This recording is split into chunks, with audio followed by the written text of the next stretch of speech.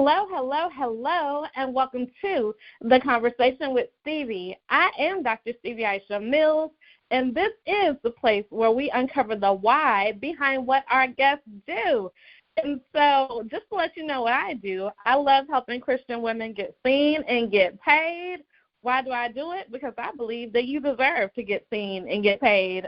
And I do it online because we could be anywhere around the world making money. But listen, also impact. And today we have such an impactful guest. I'm super excited. Hello, how are you? I am doing great. How are you? Doing well. Thank you so much. Please do go ahead and introduce yourself. Of course. Hello, everyone. My name is Uwem, or you can call me Coach Uwem. If you're feeling spicy like I am most of the time, you can also call me the Holy Hothead. I am a Spirit-led Deconstruction Coach. I also work as a church consultant for pastors who want to make an impact by allowing their members to ask hard questions and wrestle with God and do it in a safe space, the church. I am excited to talk with you, Dr. Stevie. I don't know. Where you want to go? Girl, we're getting ready to go all over the place. So first off, I love the Holy Hothead. That is so amazing. Listen. Tell me, how did you come up with that? That is a funny situation. So I've always been a leader. I've always been one that my mom used to push me all the time to, talk to people and to get out there and go do the bold thing and see what happens. The worst they can do is say no, right? And so, I was groomed to be very strong, right? But then I ended up in a church that did not appreciate the strength that my mother raised me with. And so I was there shown that godly womanhood meant that I was supposed to be quiet and meek, docile, don't make any waves, don't bother anybody, just basically stand behind your husband and support all of the things that he wants to do and don't get in the way. That was the feeling that I got. And so as we were healing our marriage and we started to confront the things that we were observing within that church, that we were observing within our marriage, that we just didn't sit well with anymore, I started realizing that God gave me my voice for a reason, and that God was not uncomfortable with the intensity of what was going on the inside of me. He gave me the fire for a reason. I would sit in meetings sometimes and the ministers or the teachers would say things, and I felt like this literal fire on the inside of me that almost caused pressure in my ears if I didn't say something. And then the moment that I would say whatever it was that I now know was God telling me to, girl, get your butt in there and say it, the moment I would say it, it would go away. And so as I started healing me and recognizing that this is who I am and this is how God made me very, very intentionally, I started to be okay with being a hothead, not in a bad or dangerous sense, but a holy hothead.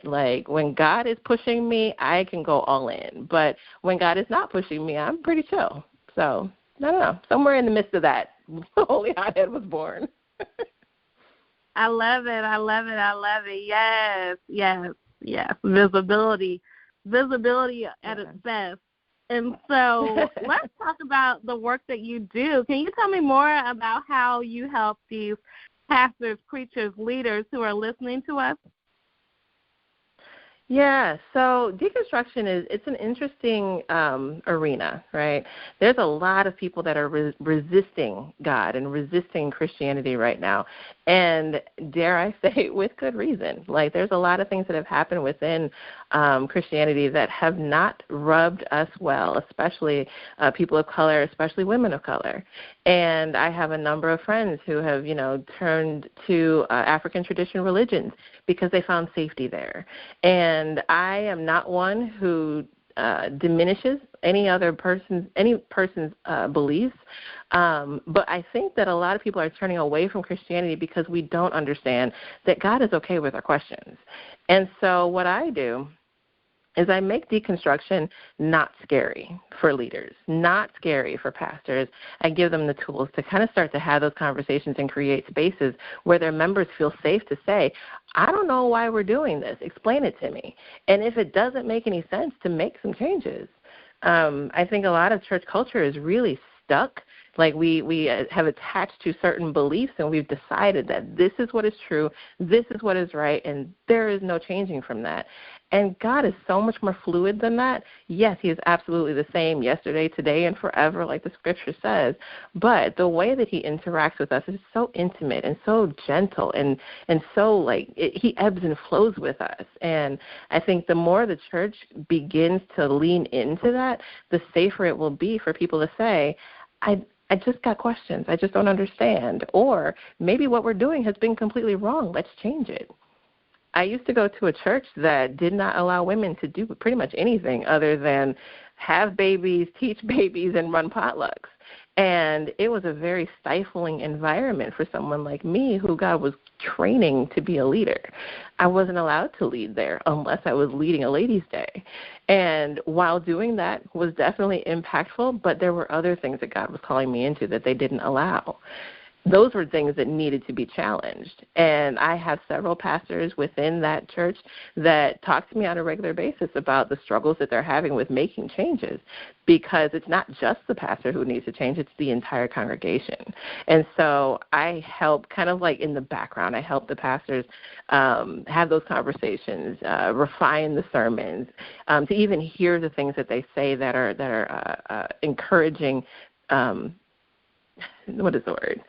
Encouraging their members to not change, right? And the more that I kind of like point out, like, well, maybe we can say it a little bit differently than this, then they can start to create an environment where change is even possible.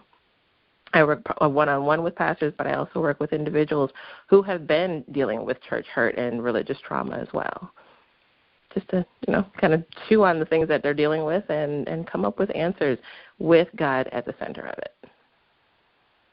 Wow, that's important work, because I am a true believer in relationship over religion, and I think that a lot of times, even with some of our, and I'm going to ask you a question that just came in my mind, and so I just want to see your take on it. We know that the time that we're dealing with right now is, I call it Resurrection Sunday. A lot of people call it Easter. And so, I grew up thinking that if you don't go to church on Easter Sunday, then you're not a Christian. Like, seriously, like, it may not have been that extreme, but seriously, I remember I was real good and grown before I didn't go to church on Easter, and I didn't know what was going to happen. And so, what are your thoughts on this? Because I feel like there is a difference between religion and relationship, especially the holy hothead. I definitely want to hear your thoughts. Oh, boy. So for a lot of years, I was one of those that believed if you weren't at service every single Sunday, then, yeah, you were going to hell. Like, don't get caught on Monday in a car accident because you weren't going to make it because you didn't go to service on Sunday. And that is a terrible way to live. It's so, The pressure and the judgment and the weight and the fear that is around that doctrine is really sad, because it doesn't allow space for where God is meeting us everywhere that we are, right? Everyone that I know is comfortable with saying that we are the church, the individuals, the people. We are the ecclesia, right? And that means that I am the church. I am the ecclesia. Where I go, the church is. So if I don't go to that particular building, am I in sin? I don't think so. I absolutely agree that we need to have relationship and fellowship. I have a local church that I attend here, as well as a small group, microchurch that meets in our home. But there are some weeks where we get up on Sunday morning and our children are wrecked from whatever we did on Saturday, and we're like, you know what, let's just stay home. Aside from that, we're a family of 6. Like, we are a church all by ourselves, so we will turn on some worship music and stay home. And in the past, I absolutely would have felt guilty about that, but I don't think that God is that nitpicky about the way that we do our relationship with him. But in addition to that, I do think that a lot of people are avoiding church because of the experiences that they've had in the past. Now, if you've experienced a trauma at church, however that looks, whatever that was for that individual, if you've experienced that, is that going to be where you go to feel safe? Is that going to be where you go when you have questions? Of course not. And I don't think that that's what God has ever called us to be. We're supposed to be the safe space. We're supposed to be the place that people want to come to when they're hurting. So when you put these weights on people and you say, you have to be here, does that honestly give them the feeling of and the sensation of, oh, I can't wait to get there? Of course not. The moment that I stopped feeling the pressure that I have to be there was the moment that I actually started feeling safe to want to be in the presence of God, whether that was at home or in church, and I couldn't wait to get there. So no, I don't think that it's mandatory that you have to be there, especially not on Easter. It is just a day. I celebrate the death, burial, and resurrection of Jesus every day. Easter is just another day, but that's another story. You know, he had to step up in it. I had to ask that question. I know. You might have some church people who are like, oh, my goodness, I'm never listening to this crazy chick who said I don't have to go on Easter. You don't have to if you can if you want to. But those that don't want to, putting that weight on them does not pull them closer to God. It absolutely pushes them away, and that's not what we're called to be doing. Yes, and I agree. And I think COVID was a great example of that. We missed a whole lot of Sundays, y'all. We ain't go to hell. Mm-hmm. Right. Right. So and like there are churches that grew during that time too. I'm sorry. Yeah. Yeah. Oh, I love it. I love this conversation. Because I am definitely about relationship and not religion, and I definitely have a strong relationship with the Lord. And I think that'll free a lot of people, what you just said, because a lot of people grew up in that time of let's go to church every Sunday, let's do this thing, but no telling what was happening the rest of the week. But we're gonna do that at a different time. We're not gonna open that can. I want to know. This is the time of the show where we get to celebrate you as a source celebrity. Yay! I'm super excited. I'm super excited about that. I'm super excited about you and this work that you're doing. I'm super excited about how you're going to shift the trajectory of minds and religion and help people to truly delve into relationships, specifically with pastors, preachers, teachers who maybe they were stuck before. We don't know. Maybe they have come from a place, but now the world is changing. People are more keen on information, all kinds of things. So I think this is going to be an amazing time. And so I have to ask, what made you say yes to being a She Source celebrity? I like following you. I like the fact that your love for God is infused in the work that you do. I respect that. I see a lot of entrepreneurs, women, Black women especially, who have like a similar calling that I do. Like you feel that urge, that need to have an impact in the world, but you don't know how. And the fact that you use your platform to allow all of us to be amplified is something that is so honorable. But like to make sure that like God is infused in our businesses as well, it's really powerful what you're doing, what we are all trying to do.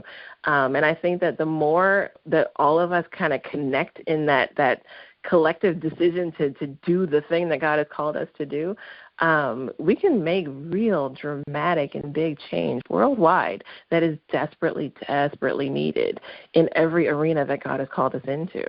I don't think that leaders are exclusive to being pastors and teachers. I think that leaders are managers in their jobs and CEOs and entrepreneurs and teachers and, just friends. Like we all have a call to lead and impact some community, and that collective impact it gets me excited, honestly. I love hearing when other people are doing the thing that they were called to do. So I don't know. I thought it would be fun to link arms with you. Yes, same here. Thank you. And one more question before we get to your contact information. And that question is the question that I ask the guests who come on the show. It's a fill in the blank. And it goes, Dr. Stevie, we cannot leave the conversation today without everyone knowing, and you fill in the blank. Ooh. You know that I can go in like 15 different thousand directions with that. Really? Oh, man. God is bigger than you could have ever imagined, and he loves you more intimately than you could have ever known, in the smallest of ways and the biggest at the same time. Yeah. Perfect. That's perfect. Personally, I never knew that God was as big as I know him to be now. Like, I thought that it was limited to what happened in church. And the bigness of God's relationship with me right now is mind-blowing. And it makes every day so much more worth it. So, yeah, I'd like to leave everyone with that.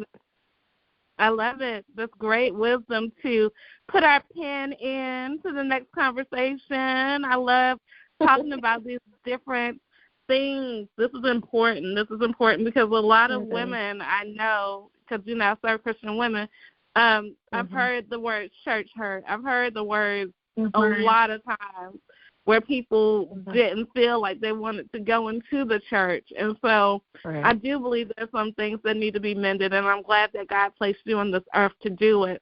So we got to get your contact information. How can people stay connected? My website is one area. You can get me at Coach Uwem. That's CoachUwem.com. All of my information is on there. I'm also on Facebook as Coach Uwem and Instagram as Coach Uwem.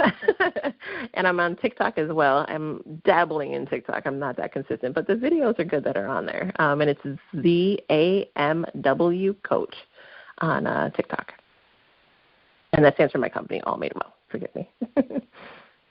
Awesome. So you guys go connect and get ingrained into these conversations because, listen, I love the content that's being created. I love the thought-provoking. So, y'all, I promise you, you want to be connected. Stretch your minds, stretch your spirit, stretch your souls. And if you are a leader, definitely connect. Pastor, preacher, y'all know. We don't want the stale word no more. Go on and get with Coach.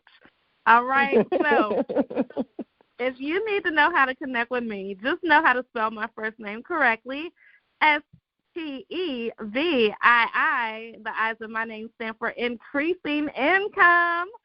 And you can might as well go to my website, Stevii.com. Go on and get that free gift that will teach you how to increase your visibility, credibility, and yes, that cash all online.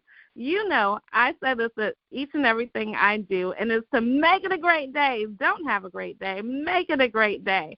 Why? Because you, and yes, you too have the power to do so. Bye for now. Bye. Thank you so much.